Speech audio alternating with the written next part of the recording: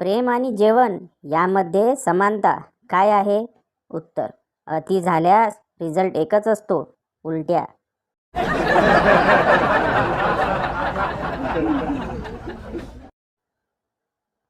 बबडी: अरे देवा देवा, काय हे? आज उद्यानात एवढी कागद कसली पडली आहेत? बंड्या: अगं, काल पालिकेने निवेदन नाही का वाटली, उद्यानात कचरा करू नये म्हणून? त्याच निवेदनांची कागद आहेत ते.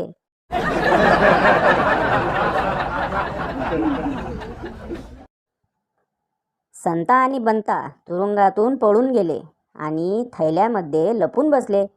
त्यांना शोधण्यासाठी आलेल्या शिपायाला संशय आल्याने त्याने एका थैलीवर लाथ हाणली. संता ओरडला, भू भू. शिपायाने दुसऱ्या थैलीवर लाथ हाणली. संता पुन्हा ओरडला, अरे बाबा, त्या थैलीत बटाटे आहेत.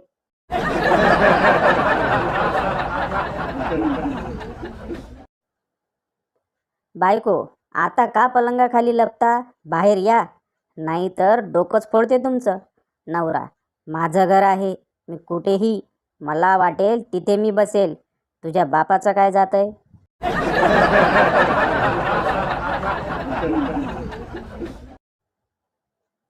बायको: रमा नेहमी सांगते की तिचा पती समजूतदार पुरुष आहे.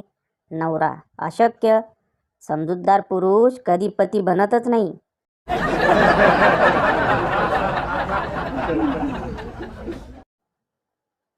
बायको: अहो, कोपऱ्यावरचा भिकारी आंधळा असल्याचे नाटक करतो, कारण त्याने काल मला डोळा मारला.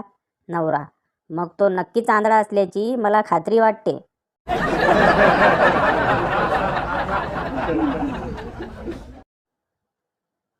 लेंडारे आणि पेंढारे बऱ्याच वर्षांनी एकत्र भेटले. पेंढाऱ्यांनी लेंडाऱ्यांची चौकशी करताना सहज विचारलं, पेंढारे: काय हो, तुम्हाला मुलं किती? लेंढारे: 14. पेंढारे: बापरे, 14 मुलं? सरकारी कुटुंब नियोजनवाले कधी आले नाहीत का तुमच्या घरी? लेंढारे: आले होते ना, पण त्यांना वाटले इथे शाळा भरली, गेले परत.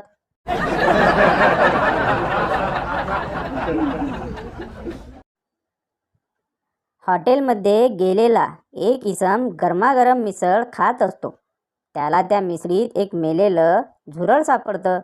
त्याचबरोबर मिसळ आणून देणाऱ्या पोराला हाक मारून तो रागाने म्हणाला, या मिसळीत बघ न मेलेले झुरळ आलंय.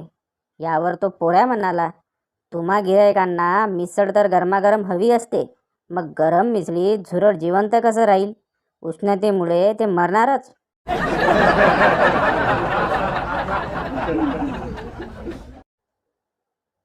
गंपू आणि त्याची बायको इच्छापूर्ती करणाऱ्या विहिरीवर जातात. गंपू डोळे मिटून काहीतरी पुटपुटतो आणि विहिरीत एक नाणं टाकतो. काही होतंय का ते बघण्यासाठी त्याची बायको विहिरीत वाकून बघते आणि तोल जाऊन आत पडते. गंपू म्हणतो, खरोखरच ही इच्छापूर्ती विहीर आहे.